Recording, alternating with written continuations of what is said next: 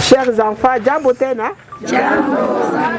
L'administration militaire de l'Ituri a remis un lot important de vivres et non-vivres à plus de 90 enfants victimes des atrocités commises par les groupes armés ce vendredi 19 août à Bunia. Christelle Alema, coordonnatrice de l'association de femmes au cœur du développement qui encadre ces enfants, remercie le gouverneur militaire pour ce geste. Pour cet acte humanitaire qu'il a posé, tout d'abord sur le plan médical et aussi en denrées alimentaires, les enfants et nous tous, nous disons merci au gouverneur militaire. Dites merci.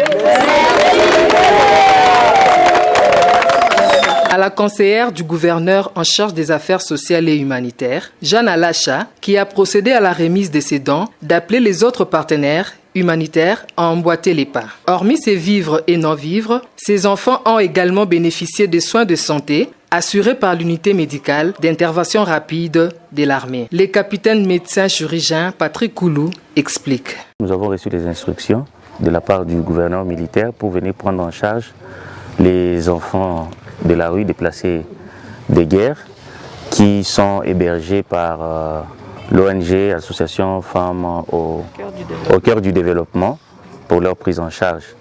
Il faut savoir que l'IMUR, c'est une unité opérationnelle des forces armées qui s'occupe non seulement des militaires aux opérations, des militaires blessés, mais l'UMIR aussi s'attaque aussi aux actions humanitaires.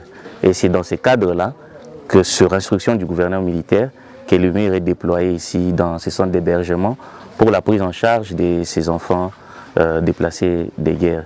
Et nous sommes là dans le cadre humanitaire, nous les prenons en charge et nous pensons que dans le futur proche, l'hôpital chirurgical de campagne sera opérationnel et ces enfants bénéficieront bien sûr avec l'appui du gouverneur militaire de soins gratuits et c'est là dans le cadre purement humanitaire.